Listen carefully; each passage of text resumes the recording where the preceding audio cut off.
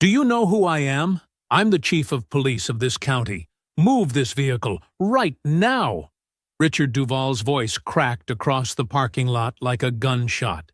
His hand came down hard on Deborah Mosley Ward's shoulder, shoving her toward her own vehicle. Deborah didn't move. She didn't flinch, nor raise her voice. Her shoulders stayed level. The only thing that shifted was her eyes, which settled on Duval with a quiet, unblinking focus that had nothing in it resembling fear, and everything in it resembling patience. What Richard Duval didn't know was that he had just laid hands on the woman who would patiently assemble every piece of evidence needed to dismantle his career. Before continuing, comment where in the world you are watching from, and make sure to subscribe because tomorrow's story is one you can't miss. The cart rattled across the parking lot asphalt, one wheel stubborn and dragging, and Deborah Mosley Ward didn't mind one bit. It was Saturday. That was enough.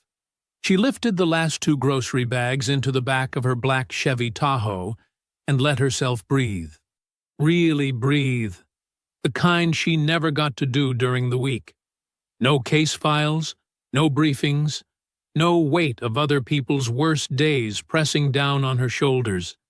Just warm Georgia sunlight, the smell of fresh bread from one of the bags, and her daughter's voice filling the air like music. "Mom, are you even listening to me?" Deborah smiled without turning around. "You said Georgetown, Howard, and maybe Spelman if Dad's family stops guilt-tripping you about staying close." Zoe made a sound, half laugh, half groan, and dropped into the passenger seat. "Okay, you were listening." "I'm always listening." Deborah folded the cart to the side and moved to the driver's door, keys in hand. "I just look like I'm not. It's a skill. You'll need it someday." Zoe pulled her seatbelt across her chest and kept talking. About application essays, about wanting to study law, about whether it mattered which school she picked if she already knew what she wanted to do with her life. Her voice had that particular energy it got when she was excited, bright and fast and tumbling over itself. Deborah loved that sound more than almost anything in the world. She opened the back door to rearrange the bags so the eggs weren't under the orange juice. 40 seconds, maybe. She wasn't in any rush. It was Saturday. That's when she heard it. Honk. Short. Sharp. Like a period at the end of a sentence nobody asked for. Deborah glanced up. A silver Ford F-250 sat directly behind her, blinker on, waiting for her spot. Behind the wheel, barely visible through the glare on the windshield, was the outline of a large man. She went back to the bags. Honk. Honk. Longer this time. Impatient. Deborah didn't speed up. She set the eggs where they belonged, made sure nothing was going to shift on the drive home, and stood up straight. Zoe was still talking about Georgetown's law program when Deborah gently closed the back door and moved toward the driver's side. Unhurried, unbothered. She had just reached for the handle when the truck door flew open. Heavy footsteps hit the pavement, the kind that expected the ground to get out of the way. Deborah turned. The man coming toward her was big, barrel-chested, thick through the shoulders, somewhere in his late 50s. His face was already red before he opened his mouth, the color of someone who spent a lot of time being angry and had stopped noticing it. He wore a dark blue pullover and khaki pants, and he moved through that parking lot like every inch of it belonged to him. Deborah watched him come. She didn't step back. She didn't step forward. She just stood there between her car door and the open Georgia air, grocery bag still in hand, and waited. Zoe's voice went quiet behind the windshield. The man stopped close, too close, and looked Deborah up and down. Not quickly, slowly. The way some people look at something they've already decided, has no value. His eyes moved to the Tahoe. He let them sit there for a moment, on the clean black paint, the tinted windows, the size of it. Something shifted in his expression. A small thing. A telling thing. "You gonna be much longer?" he said. Not a question, really. More like the first move in a game he'd already decided he was going to win. Deborah kept her voice level. "Just finishing up." "Just finishing up," he repeated. And there it was, that particular flavor of contempt that didn't need volume to land. "You know, some people got places to be." Deborah said nothing. She reached for the driver's door handle. "Hey!" His voice went up a notch. "Hey, I'm talking to you." She looked at him. His jaw was set. His chest was puffed. His whole body was broadcasting one message, loud and clear, that he was used to people moving when he wanted them to move, and her stillness was something close to an insult. The Saturday morning noise carried on around them. Shopping carts, car engines, a child laughing somewhere near the entrance. And through the windshield, Zoe had gone completely still. The man took one more step forward and opened his mouth. "You think this is funny?" His voice cracked across the parking lot like a whip. A woman pushing a cart nearby flinched. A teenage boy loading bags into a sedan looked up fast. Deborah didn't flinch. She didn't look away. "I don't think anything is funny," she said, calm, quiet. The kind of quiet that had nothing to do with weakness. The man's face went a shade darker. "Then why are you still standing there? I've been waiting." "Some of us have actual schedules to keep." He said the last part slowly, like he was explaining something to someone who wasn't quite smart enough to understand it the first time. Deborah held his gaze. "I'll be out of your way in a moment." "A moment?" He laughed, short and ugly. "A moment? That's rich." He took another step forward, close enough now that she could smell the coffee on his breath. His eyes moved to the Tahoe again. The same slow, deliberate look as before. "What is this, anyway? You borrow this thing?" The words landed exactly the way he meant them to. Deborah said nothing. "Because this is a nice lot," he continued, his voice carrying now, loud enough for the people nearby to hear every word. "Nice neighborhood. People around here work hard for what they've got." He paused, letting that sit. Just saying. Behind him, a small crowd had started to gather, not rushing over, but slowing down, stopping. The way people do when they can feel something ugly building in the air. A young couple near the cart return. An older black woman in a church hat who'd just come out of the pharmacy. Lara Clark, a retired school teacher in a denim shirt, grocery bags hanging from both arms, who stopped walking entirely and reached into her purse for her phone without a word. Zoe's window was up. Deborah could still see her face. Her daughter was 17 years old, and she was trying very hard not to look scared. She was failing. Something moved through Deborah's chest. Not panic, not rage. Something colder and more focused than either of those things. The man took one more step and put his hand on her shoulder. Not a tap, not an accident, a grip. "I'm talking to you," he said. "When someone's waiting, you move. That's how this works. Or did nobody ever teach you that?" Deborah looked down at his hand, then back up at his face. "Remove your hand," she said. He didn't. "You want to make a scene?" His voice rose further, filling the space between the cars, bouncing off hoods and windows. "Fine, we'll make a scene. You want to stand here and act like you own the place? In this lot? With this car?" He shook his head, his lip curling. "I don't know what kind of game you think you're playing, sweetheart, but let me tell you something." "Then tell me," Deborah said, still quiet, still steady. "Who are you?" That stopped him for exactly 1 second. Then, the last of whatever restraint he'd been pretending to have fell away completely. He pulled himself up to full height, all 230 pounds of him, and looked at her like she had just said the most ridiculous thing he had ever heard in his 58 years on the planet. "Do you know who I am?" His voice boomed across the lot now.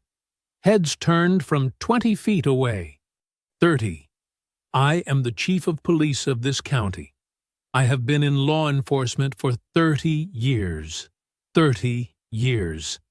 And I will have your car towed, your day completely ruined, and you crying to somebody who won't care." He leaned in, close enough that she could see the broken capillaries across his nose. "So you need to move this vehicle. Right now." The parking lot had gone quiet. Not silent. Cars still moved on the far end. A shopping cart rattled somewhere behind them, but the people nearby had stopped pretending they weren't watching. Phones were up. Lara Clark's was already recording, arms steady, expression unreadable.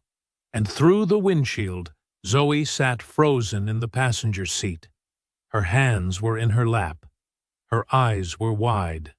She looked exactly like what she was. A teenager watching a large, furious man loom over her mother in a public parking lot, while a crowd of strangers watched and did nothing. Deborah saw her daughter's face. And then Deborah reached slowly into her jacket. Her hand moved slowly, deliberately, the way you only move when you know exactly what you're doing, and you need everyone watching to see that you know it. She reached into her jacket and pulled out a black credential wallet. She held it open in front of his face. Not shoved at him, not waved around.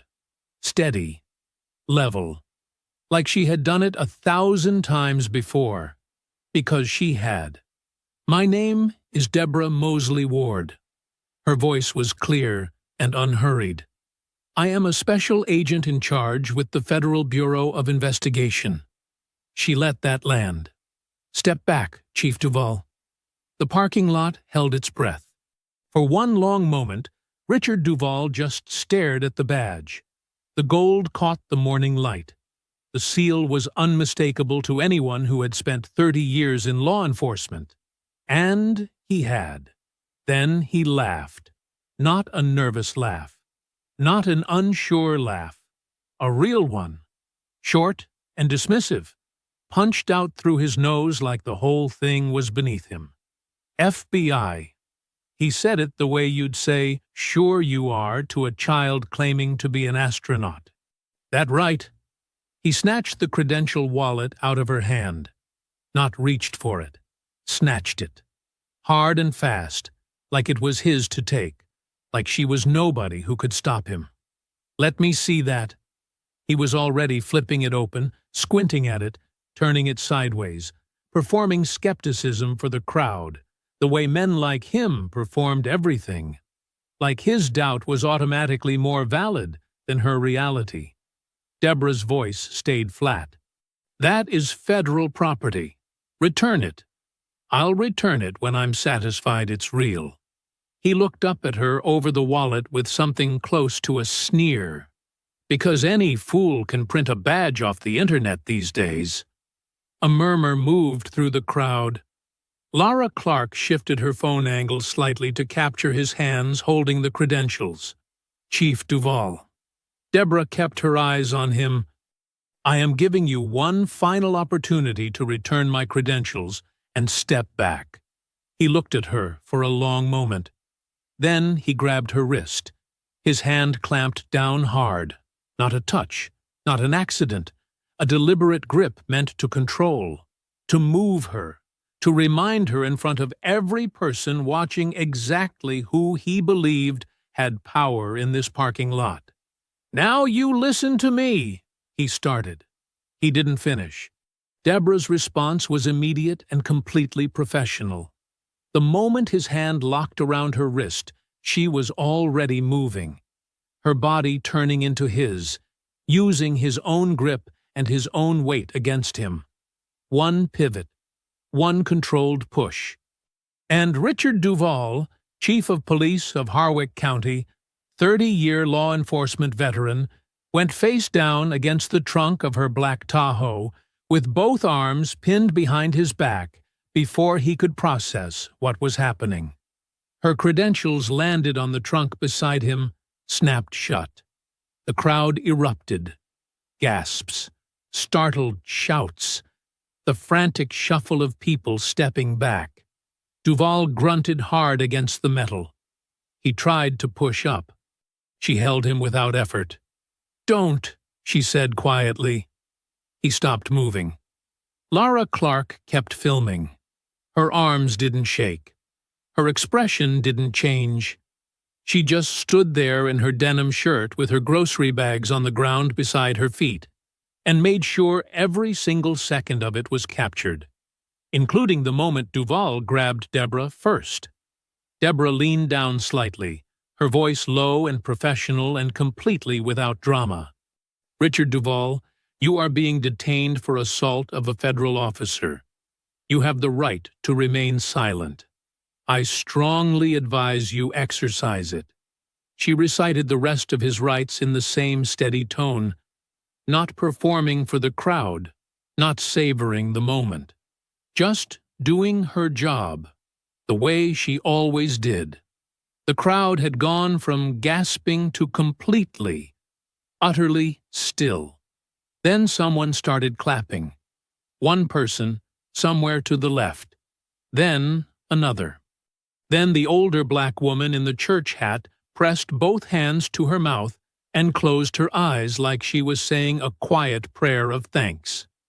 Inside the Tahoe, Zoe let out a breath she had been holding for 3 full minutes. Her shoulders dropped.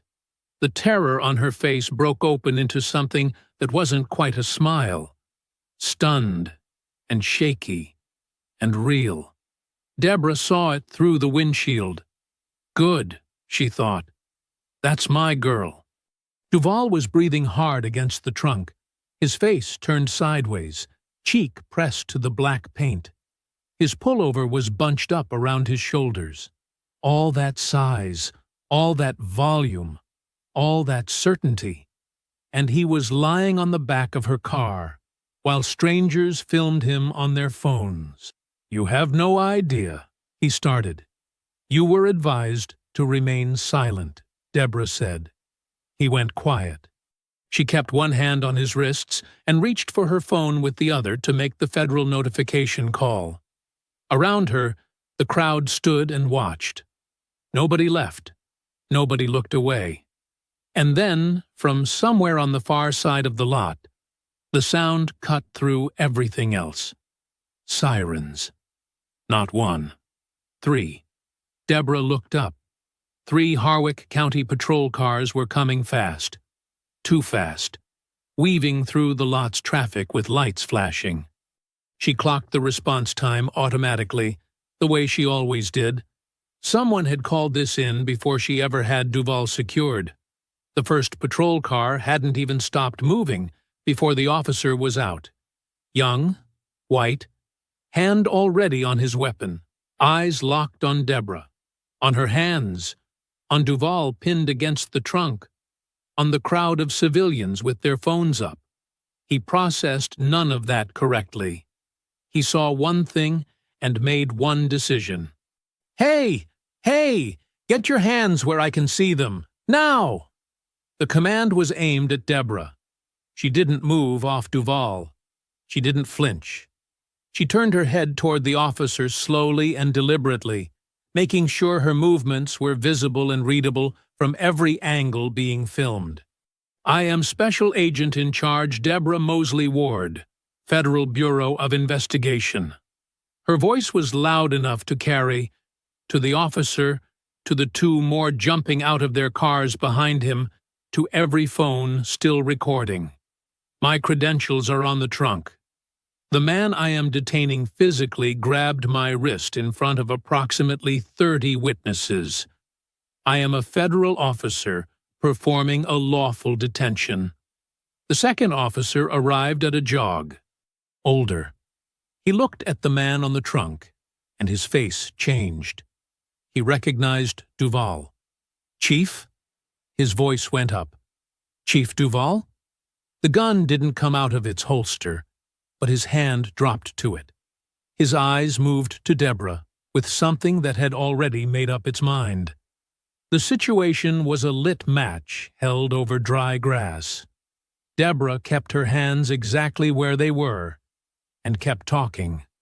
My federal credentials are on the trunk of this vehicle. The man you are looking at grabbed my wrist after refusing to return federal property he took from my hand. This entire incident has been recorded by multiple bystanders from the beginning. I am asking you to stand down and allow me to complete this detention. Nobody moved. 3 officers. 2 with hands on weapons. 1 with his drawn and pointed at a federal agent in a parking lot full of witnesses. Somewhere in the crowd, a woman said, "Oh my God," in a low, horrified voice.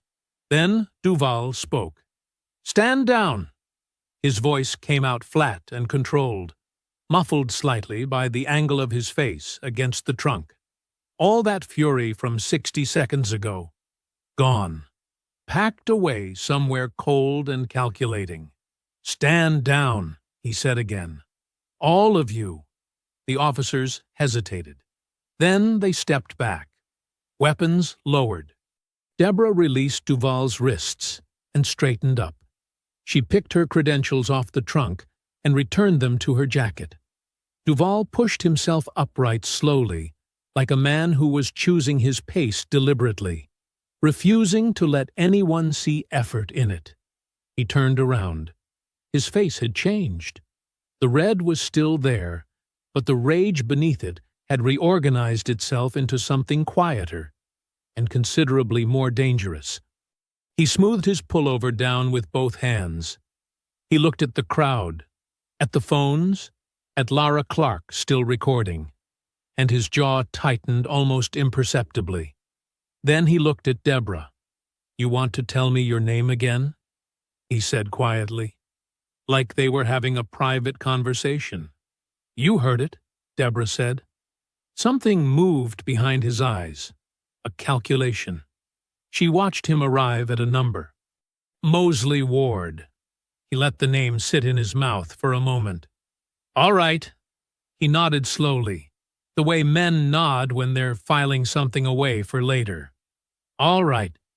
He took 1 step closer, close enough that his voice dropped below the range of even the nearest microphone.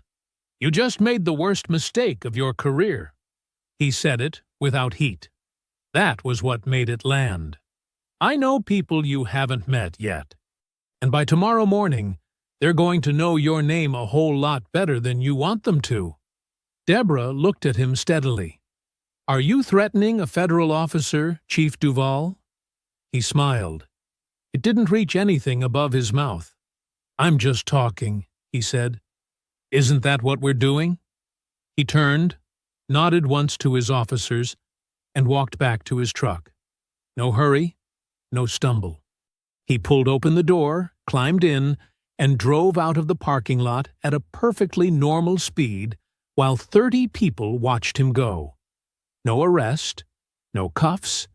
He simply left. His officers exchanged a long look. Then they got back in their cars. Deborah stood in the middle of the parking lot, badge in her jacket, crowd still watching. Zoe's face pale behind the windshield. The video was already uploading to a dozen different phones. She had won the moment. She could already feel it slipping. Deborah got them home without talking about it. That was the agreement. Unspoken. The way most agreements between mothers and daughters who know each other well tend to be. Zoe asked 2 questions on the drive. Deborah answered both with short, steady sentences and a hand briefly squeezed over her daughter's. The parking lot would get discussed. Just not yet. Not while Deborah's mind was still running the numbers. Dinner was quiet. Deborah made pasta. Simple, fast, and they sat across from each other at the kitchen table while the evening news played low on the television in the next room. Neither of them looked at it. "Are you in trouble?" Zoe asked. She was pushing a piece of penny around her bowl, not eating it. "No," Deborah said. "I did everything right." "I know you did." Zoe looked up. "That's not what I asked." Deborah set her fork down and looked at her daughter, this sharp, perceptive, nearly grown person who had inherited her father's eyes and her mother's ability to see through any answer that wasn't the whole truth. "I don't know yet," Deborah said, "but I'm going to handle it." Zoe nodded and went back to her pasta.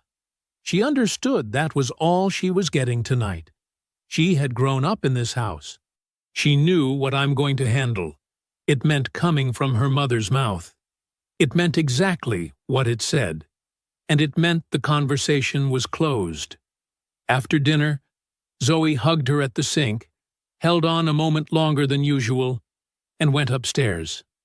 Deborah waited until she heard her daughter's bedroom door close.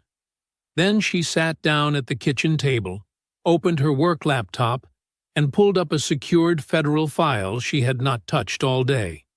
The file was thick, 3 months of work, built carefully and quietly inside a federal investigation that almost nobody outside her immediate team knew existed.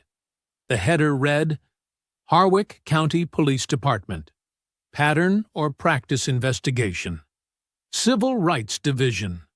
She scrolled through it slowly. 47 documented traffic stops, all within a 3-mile stretch of road, all involving black drivers, spanning 18 months. Complaint after complaint filed with the department's Internal Review Board, and dismissed. 3 civil lawsuits settled out of court, all with non-disclosure agreements attached, all paid out of county funds without a single officer facing discipline. Witness statements from black residents who had finally agreed, after months of Deborah's careful and patient work, to go on federal record about what Duvall's department had been doing to them for years. It was a real case, a strong case, the kind that ended careers and changed departments and meant something lasting for the people who had been brave enough to put their names on it. And tonight, for the first time, Deborah was looking at it differently. She leaned back in her chair and stared at the ceiling. In the parking lot this morning, she had done everything right. Duvall had grabbed her. She had defended herself. 30 witnesses and multiple cameras had captured every second of it. By any measure, the morning had ended with her standing and him on the ground, and that should have been the end of it. But Duvall had said something before he walked away. "I know people you haven't met yet." Deborah had heard variations of that line her entire career. Powerful men saying powerful things on their way out the door. She had never lost sleep over it before. Tonight was different. Because if Duvall started pulling on threads, if someone in his network started looking at who exactly Deborah Mosley Ward was and what she had been working on, they were going to find this file. And when they did, they weren't going to see a federal agent who was assaulted in a parking lot by a man she had never personally met. They were going to see an agent who had been secretly building a case against that exact man for 3 months. Duvall's attorneys would have their narrative written by Monday afternoon. She hadn't been assaulted by a stranger. She had engineered a confrontation with a target. The whole thing was a setup. The investigation was tainted. 3 months of work, 3 months of earned trust from witnesses who had every reason not to trust anyone, would be handed to a defense attorney on a silver platter. Deborah closed the laptop. She pressed both palms flat on the table and breathed. She didn't sleep that night. Sunday was quiet and careful. She spent it alone with the files, reviewing, not contacting anyone officially, waiting. By Sunday evening, Her name still hadn't appeared in any of the news coverage. The headline running on every major network showed the parking lot footage beneath the words, FBI agent detains off-duty police chief in parking lot confrontation. She turned the television off and went to bed. Monday was going to detonate. She could already hear it coming. Deborah dressed carefully on Monday morning. Not because she needed armor. She never needed armor. But because she understood what the day was going to ask of her, and she intended to meet it looking exactly like what she was. She chose a charcoal blazer, pressed slacks, and low heels. She pinned her badge to her belt. She drank her coffee standing at the kitchen counter, checked her phone once, and drove to the Atlanta field office in silence, with the radio off. She needed to think. By the time she pulled into the parking garage, she had already run through 17 different versions of how the morning could go. She picked the most likely one and walked in prepared for it. She didn't make it to her desk. Mosley Ward. The front desk assistant caught her the moment she cleared the security doors. Young woman. Apologetic eyes. Deputy Director Bloom is asking for you.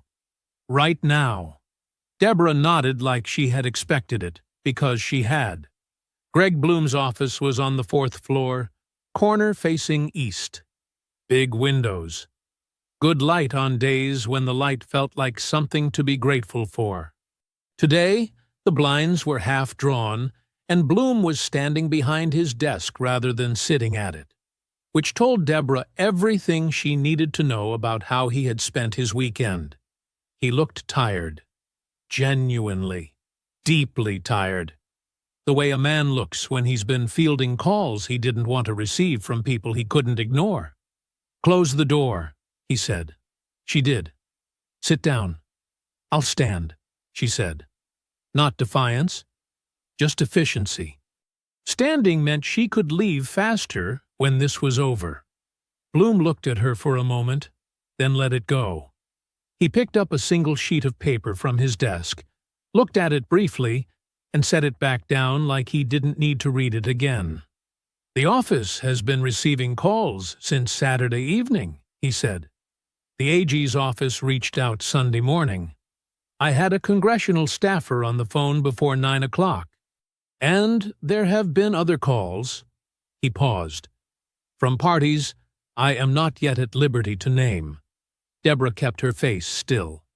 And the Office of Professional Responsibility has been formally asked to open a review. He said it quickly, like speed would soften it. The question on the table is whether your ongoing investigation into the Harwick County Police Department constitutes a conflict of interest given Saturday's public incident. The room was very quiet. Deborah had known this was coming. She had run this exact scenario at the kitchen table at 2 in the morning. Knowing it was coming didn't make hearing it any easier. The investigation was opened 3 months before any contact with Duval, she said. The timeline is documented and airtight. I know that. Duval grabbed my wrist on camera in front of 30 witnesses. I defended myself and performed a lawful detention. I know that too, Deborah. Bloom's voice was tired but firm. He wasn't arguing with her. He was delivering news he didn't want to deliver. None of that changes what I have to do right now. Until OPR completes their review, you are suspended from active field operations. Effective immediately. She looked at him. Your case files are not being touched, he added quickly. The investigation remains open. Merlin maintains access. Nothing is compromised yet.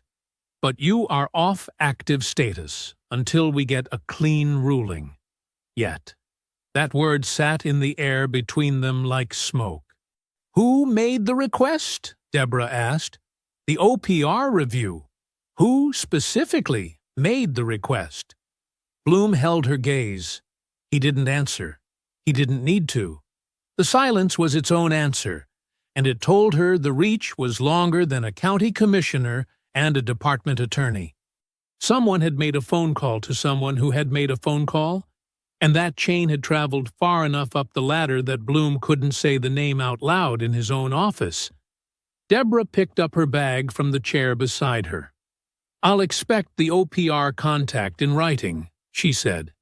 "It'll be on your personal email within the hour." She nodded once and walked out, past the assistants, past the analysts at their desks who were carefully studying their screens, past her own office door, which she did not stop at. She collected her personal items in under 4 minutes, walked back through the security doors, and called Merlin from the parking garage before she reached her car. He picked up on the first ring. "They benched me," she said. "Keep working. Document everything." She ended the call, got in the Tahoe, and drove home in silence. Deborah didn't sleep well Sunday night. She didn't sleep well Monday night either. By Tuesday morning, she had stopped pretending the bed was doing her any good.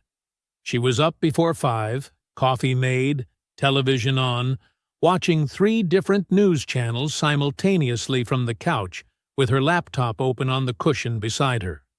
She had done this for 20 years on difficult cases, spread the inputs wide, look for the pattern, find where the story was being built. The story was being built fast. It had started sometime Monday afternoon, subtle at first, the way these things always started. A single statement from a law firm Deborah didn't recognize, posted to a local Atlanta news site. She had found it while Bloom was still talking. Richard Duvall, a decorated 30-year law enforcement veteran and chief of police of Harwick County, was subjected to a hostile and unprovoked physical assault by an off-duty federal agent during a routine parking dispute on Saturday morning. Chief Duvall is currently consulting with legal counsel and asks that the public reserve judgment until all facts are known. Unprovoked. She noted the word, filed it. By Monday evening, the statement had been picked up by 2 local television stations. By Tuesday morning, it was everywhere. She watched a talk radio host out of Atlanta, loud, red-faced, the kind of man who treated his microphone like a weapon, spend 40 minutes painting a picture of a federal agent with a chip on her shoulder who had physically attacked an unarmed man for honking at her in a parking lot. He didn't use her name. He didn't need to. "Some FBI agent," he kept saying. "Some agent who thinks her badge means she can put her hands on a decorated officer of the law." The callers agreed enthusiastically. Deborah drank her coffee and watched and took notes. Then she switched channels and watched a different host, this one calmer, more measured, raise what he called reasonable questions about federal overreach and whether off-duty FBI agents should be engaging in physical confrontations with local law enforcement officials over parking spaces. Parking spaces. Like, that's what this was. She noted that framing, too. By 9 o'clock, she had identified the architecture of it, who was talking, what language they were all using, where the key phrases had originated. Hostile encounter. Unprovoked. Parking dispute. The same 3 terms appearing across outlets that had no obvious connection to each other. That kind of coordination didn't happen organically. Someone was working phones.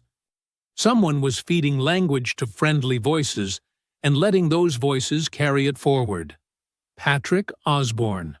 She was certain of it before she finished her second coffee. She was pulling up the county commissioner's public financial disclosures when Merlin called.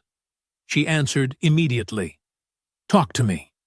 His voice was tight in the way she recognized, controlled, professional, but carrying something underneath it that he was working to keep steady. "I need you to hear this before it publishes. A local reporter contacted the field office about 40 minutes ago seeking comment on an ongoing federal investigation." He paused. "A civil rights investigation into the Harwick County Police Department." Deborah set down her mug. He had the broad strokes, Merlin continued. Not the evidence, not the witness names, not the case details. But he knows the investigation exists. He knows it predates Saturday, and he knows it's yours. Another pause. The story publishes tomorrow morning. The television murmured in the background. A scrolling chyron. Somewhere outside a car drove past with its music up. Deborah stood very still in the middle of her living room. She understood immediately, completely, and with cold precision, what the leak meant. It wasn't a reporter who had stumbled onto a story. It was a message delivered through a reporter. Duvall's network hadn't just moved to protect him in the press. They had found the investigation. And rather than trying to kill it quietly, they were going to use it as a weapon. She could already see the headline. She could already see the narrative it would hand to every talk radio host and defense attorney within 100 miles. FBI agent had secret investigation into police chief for months, then confronted him in a parking lot. Set up. Vendetta. Predetermined conclusion. The confrontation wasn't something that happened to her. It was something she manufactured. Deborah. Merlin's voice brought her back. What do you want me to do? She picked up her mug, set it in the sink, looked out the kitchen window at the ordinary Tuesday morning outside. Keep building, she said, strictly within your authority. Document every single thing, Terrence, every call, every contact, every move they make. She paused. And find out who talked. She hung up and stared at the window for a long moment. Then she went and got dressed. She had a drive to make. Deborah read the story standing up. She hadn't planned it that way. She'd come downstairs Wednesday morning intending to sit, to drink her coffee slowly, to be deliberate. But when the notification hit her phone at 6:47 a.m. and she opened the article, something about the headline made sitting down feel impossible. FBI agent behind viral video had secret Duvall investigation underway for months. She read it twice, then a third time. Not because it was hard to understand. It was written to be understood immediately, by everyone, in the worst possible way. But because she was cataloging every word choice, every framing decision, every carefully placed question mark that did the work of an accusation without technically being one. The reporter had the basics right. Federal investigation, civil rights focus, Harwick County PD, Deborah Mosley Ward, special agent in charge. 3 months of work predating Saturday's confrontation. What the reporter did with those facts was something else entirely.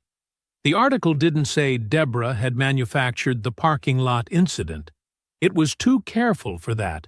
Instead, it asked questions. Reasonable questions. Was it possible that an agent with an active investigation had allowed a personal confrontation to escalate unnecessarily? Was the physical takedown of a senior law enforcement official justified by a wrist grab?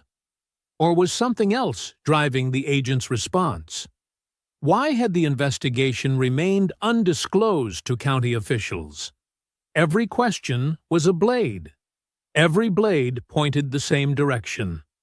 Zoe appeared at the bottom of the stairs in her school uniform, backpack over one shoulder, and stopped when she saw her mother's face.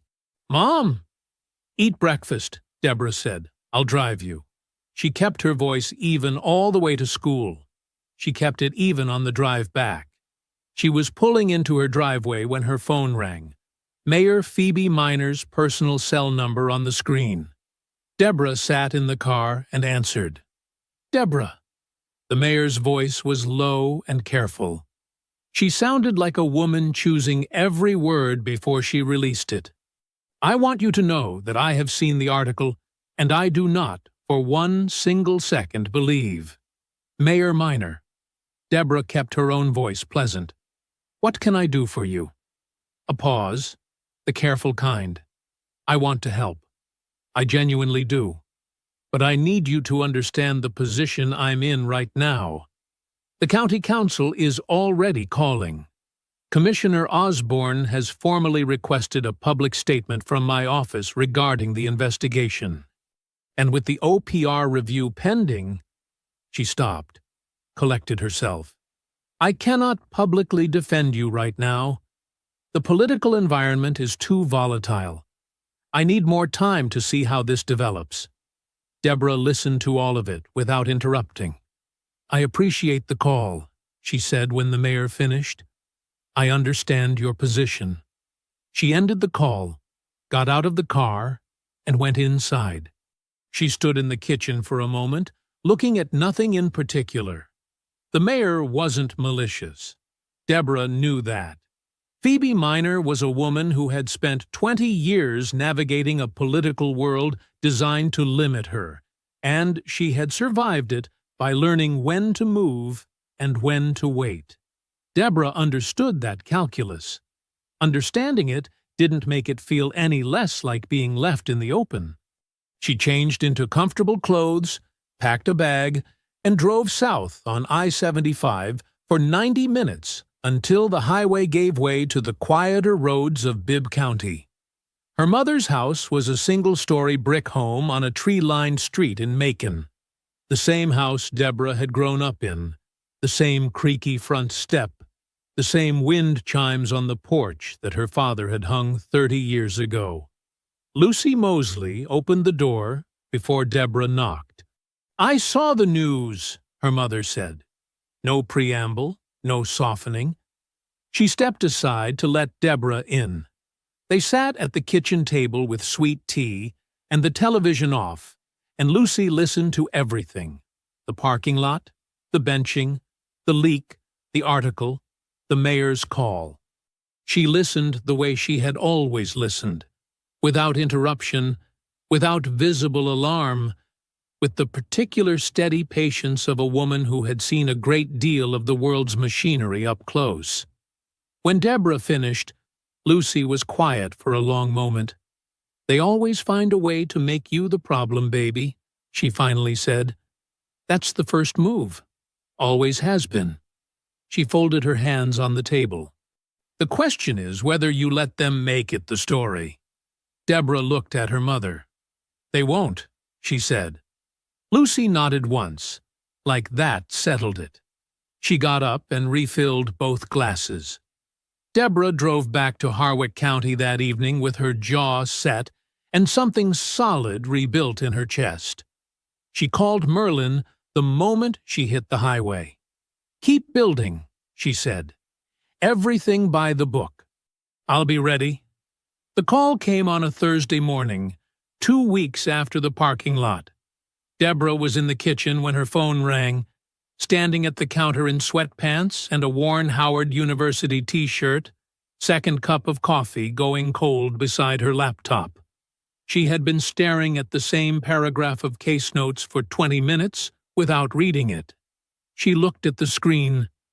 OPR, Office of Professional Responsibility. She set down her mug and answered. "Agent Mosley Ward."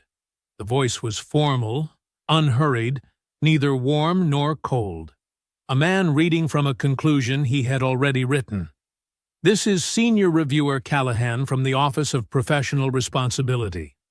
I'm calling regarding the Conflict of Interest review opened 14 days ago in connection with your involvement in the Harwick County federal investigation." "I'm listening," Deborah said. "The review is complete." A brief pause. The kind that comes before words the speaker wants to land properly. After a full examination of case origination records, documented timelines, field office authorization logs, and agent conduct history, this office has found no basis for a conflict of interest determination. The Harwick County Pattern or Practice investigation was formally opened and authorized 3 months prior to any personal contact between yourself and Chief Richard Duvall. Your conduct on the date of the incident was consistent with federal officer protocol. Another pause.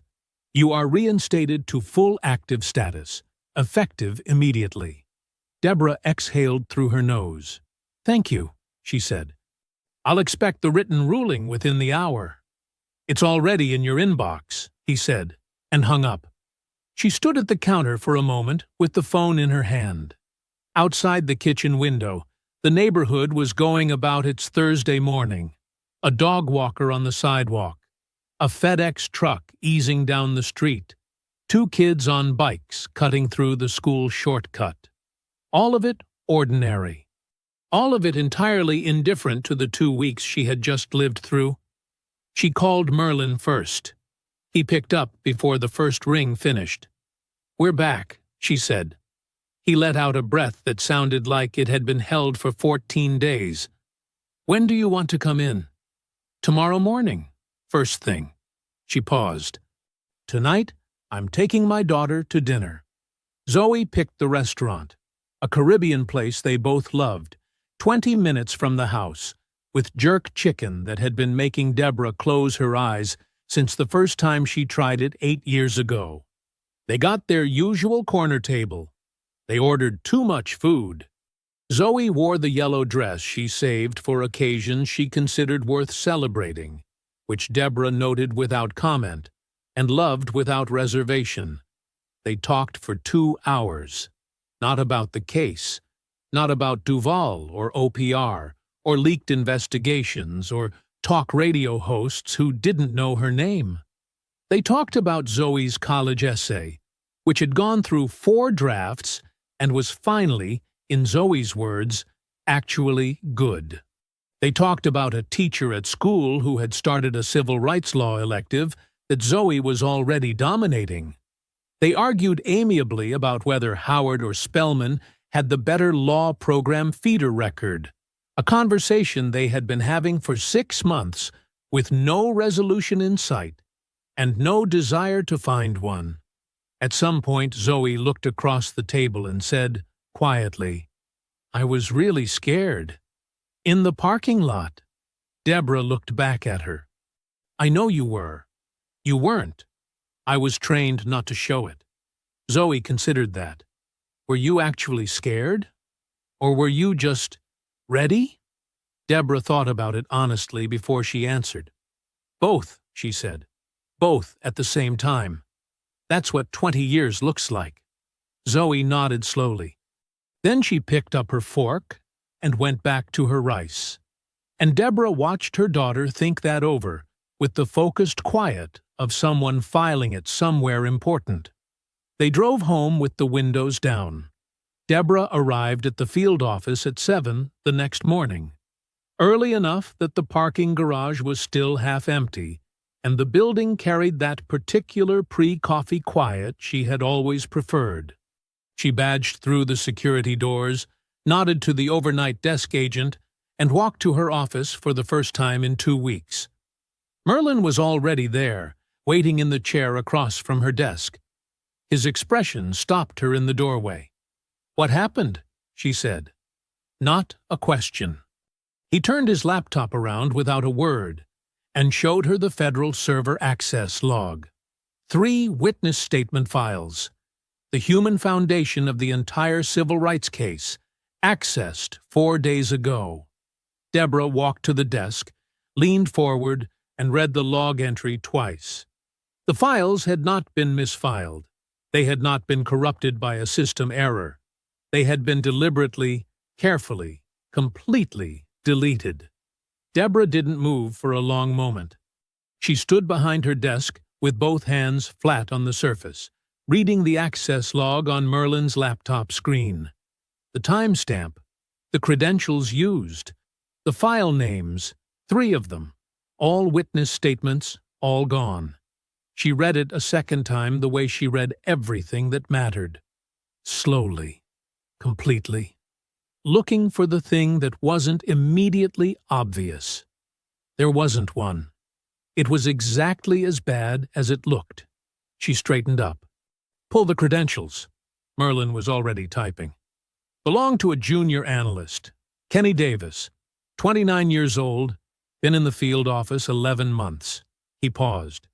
He had legitimate server access, knew the file architecture, knew exactly where to look. Deborah pulled her chair out and sat down. Background. Running it now. Merlin's eyes moved across the screen. The office was still quiet around them, early enough that most of the floor hadn't filled yet, which Deborah was grateful for. She needed to think before this became a building-wide conversation. The background check took 4 minutes. Merlin stopped typing. Deborah watched his face change, that particular stillness that came over him when he found something he didn't want to find. He turned the laptop around slowly. She read the familial connection section. Kenny Davis. Mother's maiden name. Osborne. Patrick Osborne. County Commissioner of Harwick County.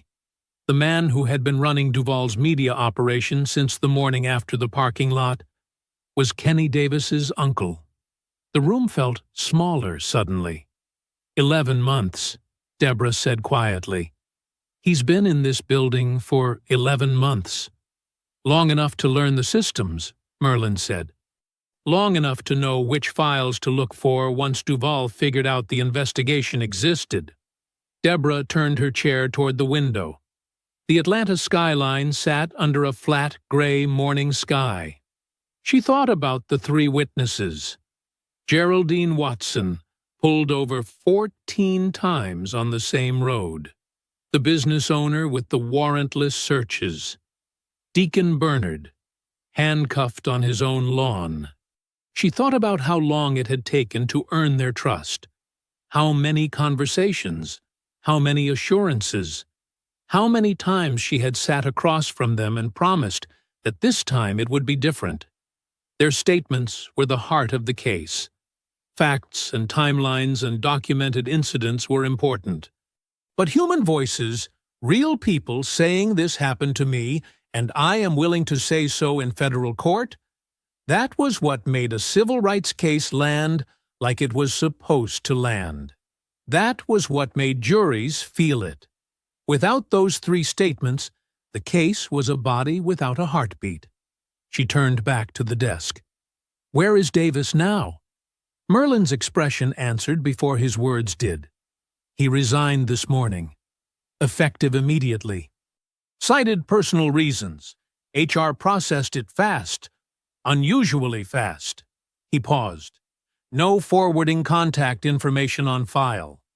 Deborah felt the shape of it settle over her like a weight. Davis hadn't just deleted the files and hoped nobody noticed. He had deleted the files and walked out the door. Someone had told him when to move, had a resignation ready for him to sign, had made sure he was gone before the access log was reviewed. This had been coordinated down to the hour. She stood up again. She needed to move. Get Bloom, she said. Get the server team to document the full breach for the record. And I want Davis's personnel file, his system access history, every file he touched in 11 months. All of it preserved and flagged before anyone else gets near it. Merlin nodded and reached for his phone. Deborah walked to her office window. Below, the morning traffic was building on the street, ordinary and indifferent. She pulled out her own phone and opened Lara Clark's video. The clearest one, the one Lara had held steady from 15 feet away with grocery bags on the ground. She watched it again, Duval's hand closing around her wrist, his face certain and contemptuous and completely unaware of what he had just done. Zoe's face through the windshield. She watched it a second time, then a third. The office filled up around her through the morning. People came and went. Phones rang. Keyboards clattered. Deborah barely heard any of it. She sat at her desk and worked, methodically, precisely, building the secondary record she had promised herself she would build. Every move made against the case since Saturday. Every call to Bloom's office. Every planted media story she could trace back to a source. By 11 that night, the floor was empty again. Deborah was still at her desk. She turned off her laptop screen and sat in the dark. She did not leave for another hour. Deborah set her alarm for 5. She didn't need it. She was already awake at 4:40, staring at the ceiling in the dark with the particular wide-eyed alertness of a mind that had never fully powered down. She lay there for 20 minutes anyway, letting the stillness do what it could. And then she got up. Coffee first. Always. While it brewed, she pulled the kitchen table clear, moved Zoe's textbooks to the counter, stacked the mail, pushed everything to the edges, until the surface was bare and flat and wide. She worked better with physical space. Always had. She spread the printed files across the table in the order she had built them, oldest to newest, and sat down with her mug and the particular focused quiet of someone who had decided, somewhere in the dark hours of the night, that there was an answer in here, and she was going to find it before the sun came up. She started at the beginning. 3 months of casework laid out in front of her like a map. Documented stops, complaint records, settlement histories, officer profiles, and then the witness section, the part that Davis had gutted from the federal server. She read through the summaries she had written from memory the night before, reconstructing what had been deleted as completely as she could from her own recollection. She turned to the procedural records next. Federal protocol was detailed and specific about witness statements. She had followed it precisely, the way she followed everything precisely, because 20 years in federal law enforcement had taught her that the one time you cut a corner was the one time the corner mattered. She had documented every step: filing dates, authorization signatures, chain of custody records. And then she found it. She almost turned the page. It was a standard procedural notation, the kind of administrative detail so routine that it barely registered anymore. But something made her stop. Witness statement confirmation copies issued per federal protocol, retained by witnesses. She read it again. Federal protocol required that when a witness provided a formal statement, the receiving agent issue them a written summary, signed, dated, confirming the content of their testimony. A copy for the witness. A record they kept in their own possession. Standard procedure. So standard that she had done it without thinking.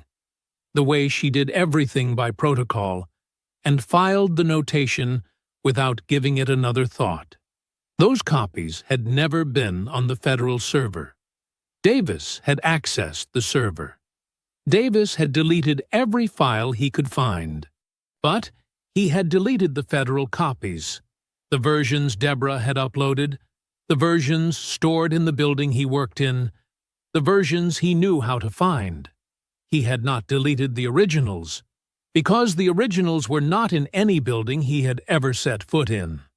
They were in 3 homes in Harwick County, sitting in kitchen drawers and filing folders and wherever careful, ordinary people kept the documents that mattered to them. 3 signed, dated, federally formatted witness statement summaries, one given to Geraldine Watson, one to the business owner, one to Deacon Bernard, each of them carrying Deborah's signature at the bottom and the full weight of federal documentation behind them. Davis had gutted the case. He had forgotten that the case also lived outside the building. Deborah sat back in her chair and looked at the ceiling. She allowed herself exactly one moment, just one, of something that felt dangerously close to relief. Then she pulled it back in, because relief wasn't useful yet. And she had learned a long time ago not to spend emotion before you had earned the right to it. She looked at the clock on the microwave. 5:47. She picked up her phone and called Merlin. He answered on the second ring, voice alert in the way of someone who hadn't been sleeping soundly either. "Yeah." The witnesses kept their copies, Deborah said. The confirmation summaries we issued per protocol.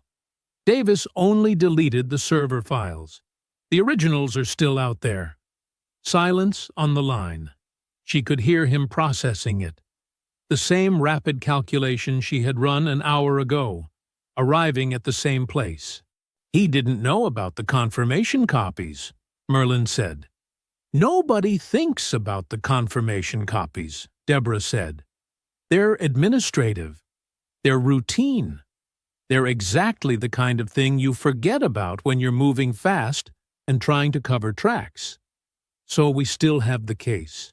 We still have the foundation, she said. We need to go get it.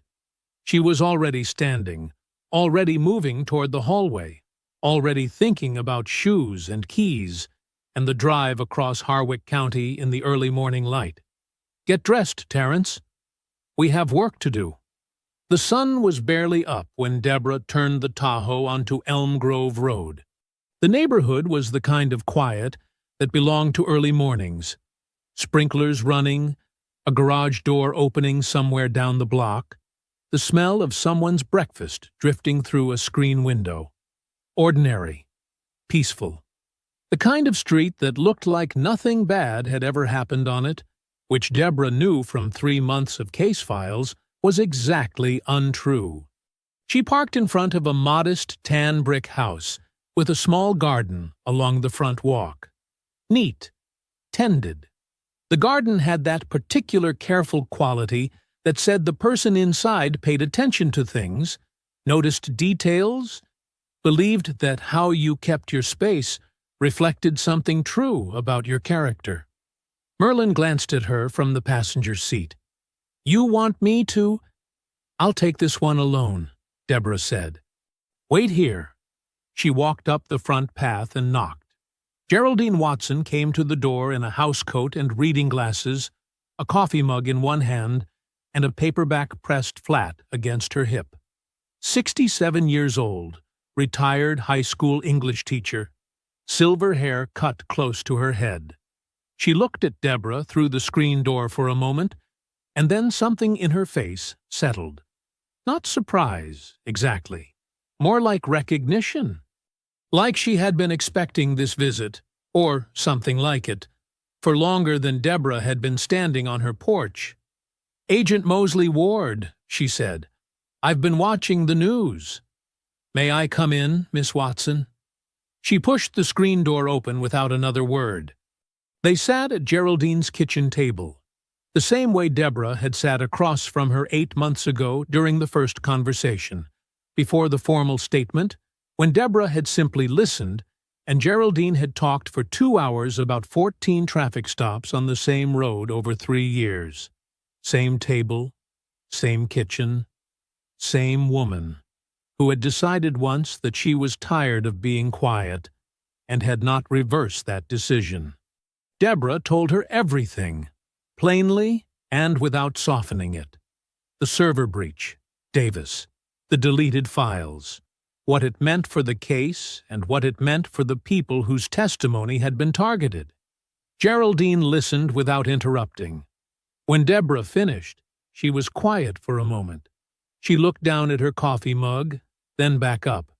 So they went into a federal building, she said slowly, found our statements, and deleted them.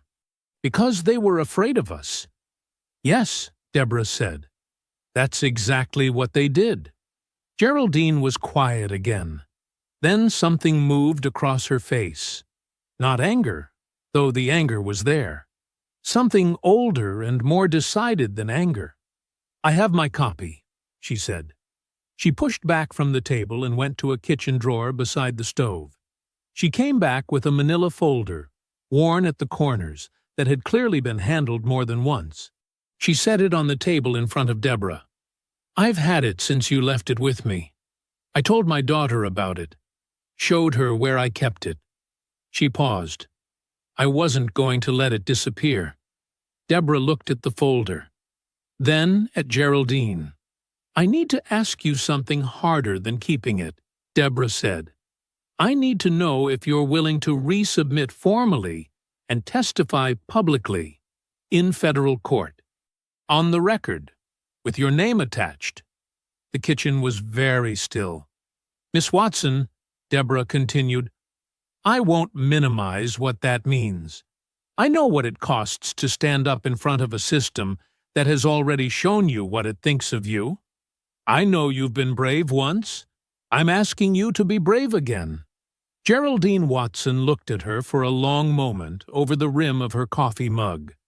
Honey, she said, I've been waiting 20 years for someone with a badge to sit in that chair and actually mean it. She tapped the folder with one finger. I'm not going anywhere.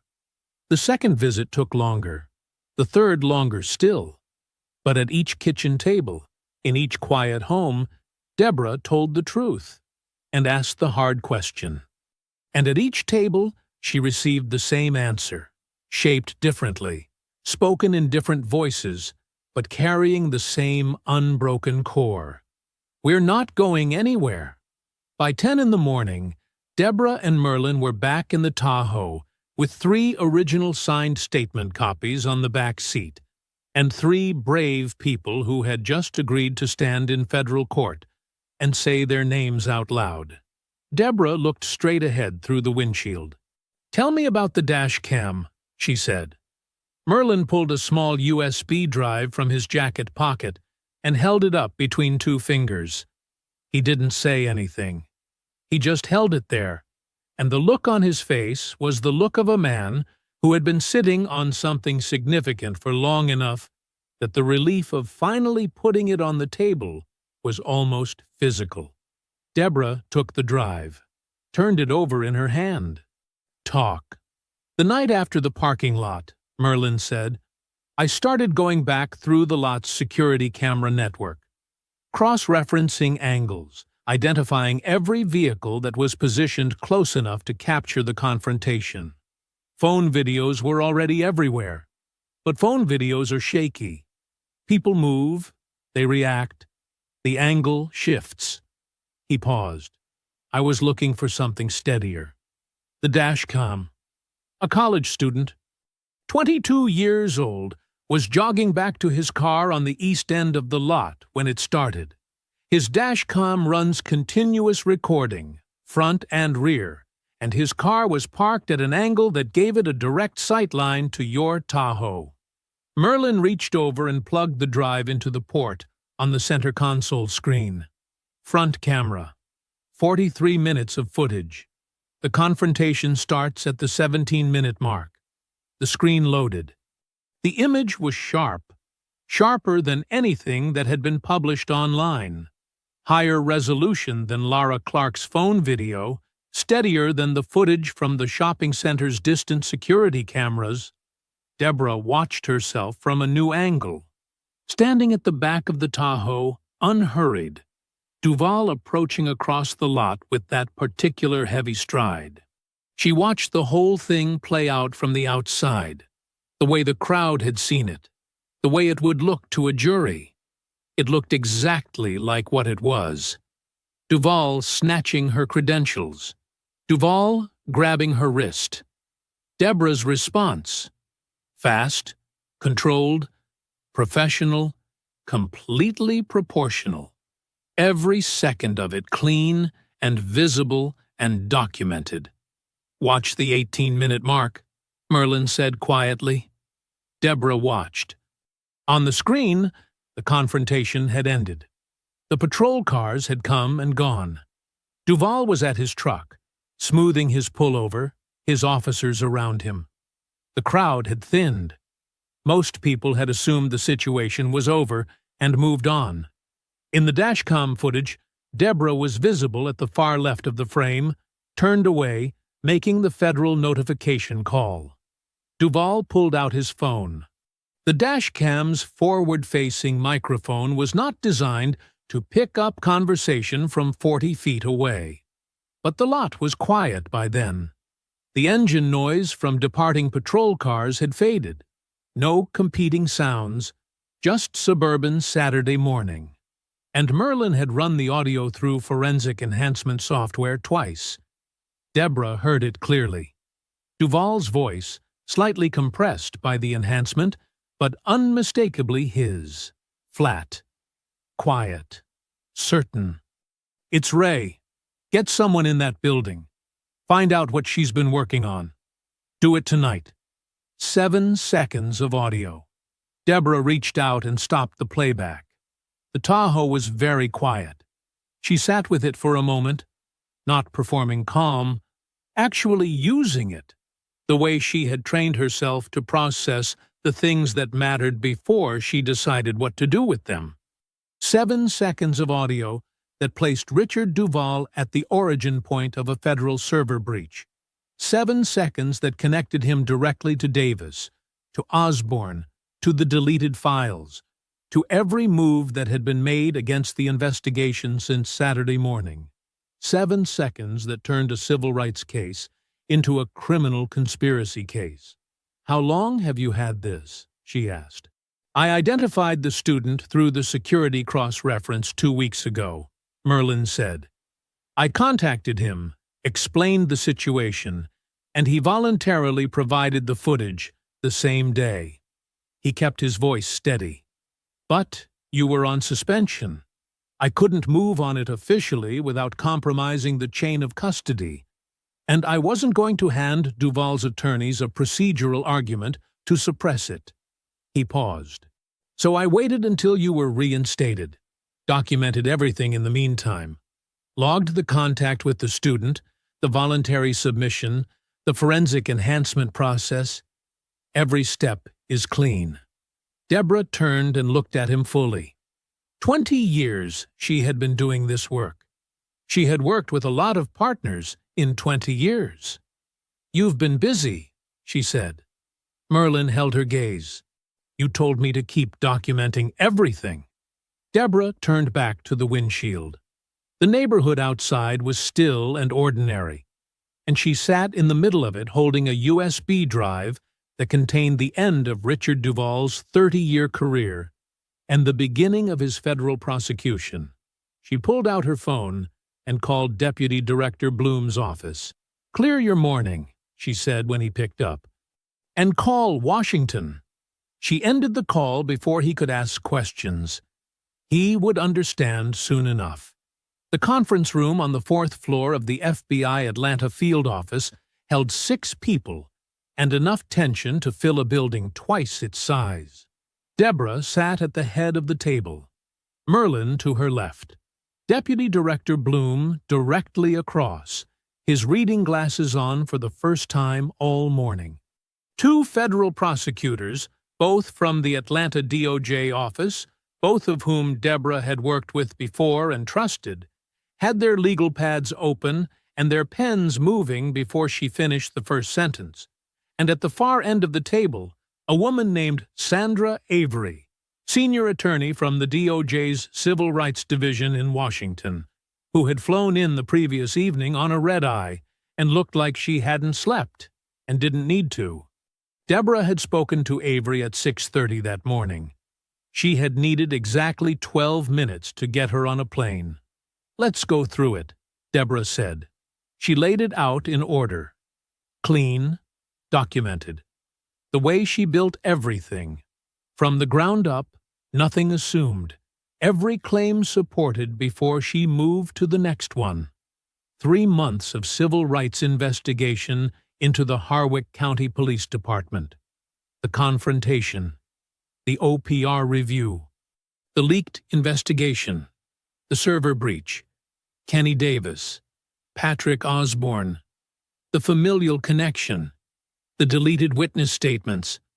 The 3 original physical copies, recovered that morning, now in federal evidence bags on the table in front of Sandra Avery. And then Merlin plugged in the drive. The room watched the dash cam footage without speaking.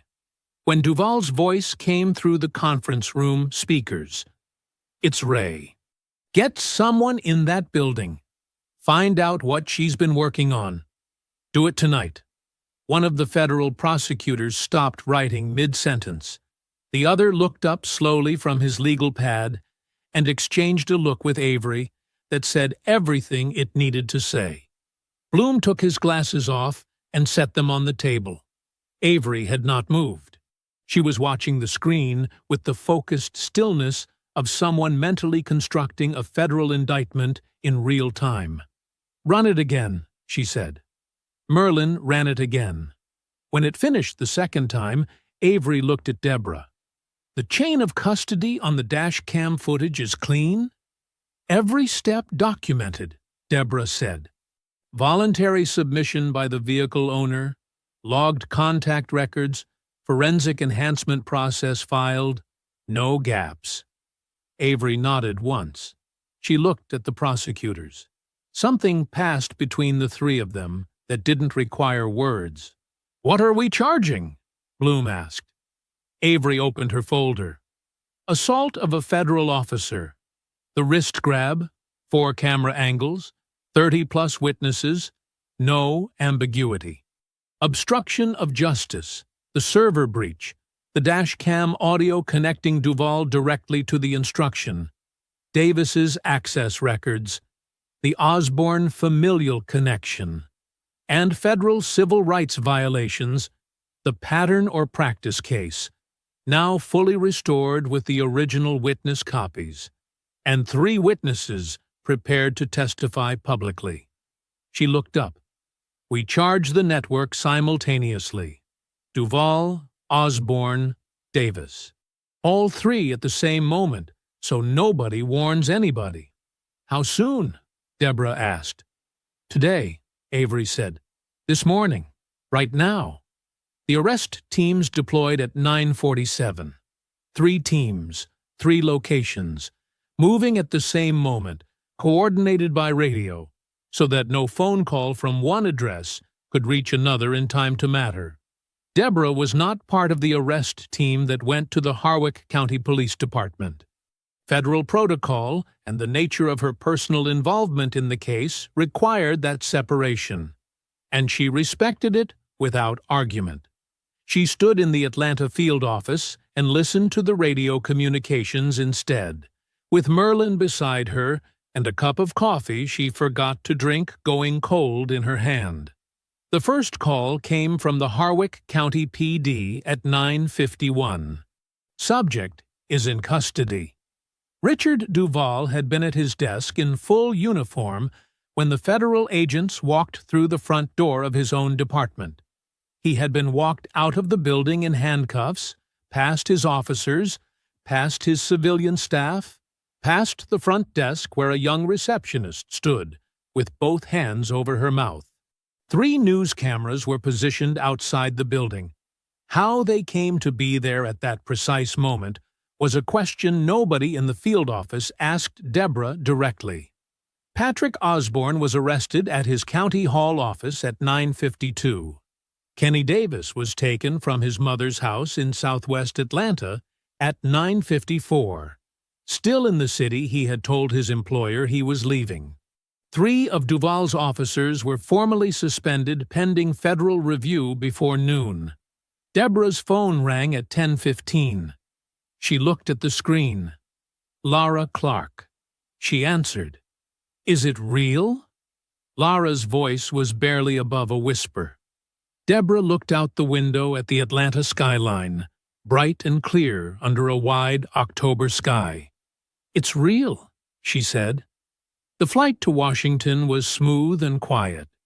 Deborah had a window seat, which she always requested and rarely used, but today she watched the Georgia landscape fall away beneath the plane, the sprawl of Atlanta giving way to red clay hills, then flat green distance, then clouds, and let herself be still for the first time in weeks. No files, no laptop, just the hum of the engines and the pale October light coming through the scratched oval window. She slept for 40 minutes. The first real sleep she'd had since before the parking lot. The meeting was in a conference room on the 7th floor of the DOJ building. Not a grand auditorium, not a ceremony with flags and cameras.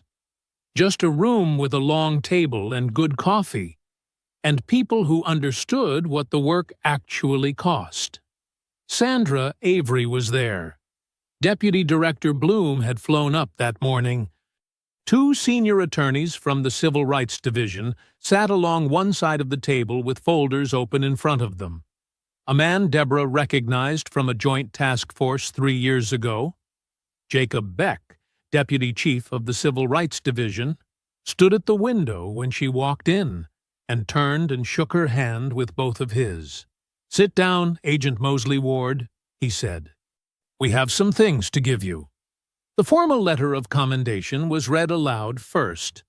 Not a summary, the full text, every word of it. Deborah sat with her hands folded on the table and listened without expression, while the room acknowledged that she had conducted herself with exceptional professionalism under sustained and deliberate institutional pressure, had protected the integrity of a federal investigation against coordinated interference, and had delivered a prosecutable case without a single procedural breach. Bloom watched her from across the table the entire time. When the reading finished, he gave her one small nod. She returned it. Then Beck opened a second folder. "There's been a conversation happening at the division level for some time," he said, "about the need for a dedicated federal unit focused specifically on pattern or practice investigations in the Southeast. Local civil rights cases that fall between the gaps, too big for county oversight, not quite reaching the threshold that typically triggers federal attention." He slid the folder across the table to her. "We'd like you to lead it." Deborah opened the folder. 12 agents. Expanded federal authority. Direct line to DOJ leadership. A mandate to pursue exactly the kind of case she had been building in Harwick County. The ones where the abuse had been running for years, insulated by relationships and NDAs, and the quiet confidence of men who believed they were untouchable. More cases. More Duvals. More fights. She read the scope document fully before she looked up. "When do I start?" she said. Beck smiled for the first time all morning. "We were hoping you'd ask that." She landed back in Atlanta at 6:15 and was home before 7:30. The house was lit up from the inside, warm yellow light through the front windows, the sound of music coming from upstairs, the smell of something Zoe had attempted to cook drifting under the front door. Deborah stood on the porch for just a moment before she put her key in the lock. She breathed in the ordinary evening air of her own street. Then she went inside. Zoe was at the kitchen table in an oversized sweatshirt, laptop open, textbooks stacked beside her in the organized chaos that was her natural habitat. She looked up when Deborah dropped her bag by the door. "How'd it go?" "Good," Deborah said. She hung up her jacket. "Really good." Zoe studied her mother's face with those sharp, seeing eyes. Then she nodded, satisfied with what she found there, and turned the laptop around without another word. "Read this," she said. "It's the final draft." Deborah leaned against the counter and read. The college essay was about a parking lot, about a Saturday morning that was supposed to be ordinary and became something else entirely. But it wasn't about fear, or not only about fear. It was about watching a woman stand completely still while everything in the world demanded she move. About what it looked like when someone knew their own worth so completely that no amount of noise from the outside could shake it loose. About wanting to carry that stillness into a courtroom someday, into a career, into a life. She didn't raise her voice once, Zoe had written. She didn't have to. She already knew who she was. Deborah read it twice. Her hand found Zoe's shoulder, rested there. "It's good," she said. Her voice was steady and quiet and entirely certain. "It's really good." Zoe grinned. "I know." Deborah closed the laptop gently. She pulled out the chair across from her daughter and sat down. No files, no phone, no clock. Just the two of them at the kitchen table, and all the time in the world. If you enjoyed the story, leave a like to support my channel, and subscribe so that you do not miss out on the next one. On the screen, I have picked two special stories just for you. Have a wonderful day.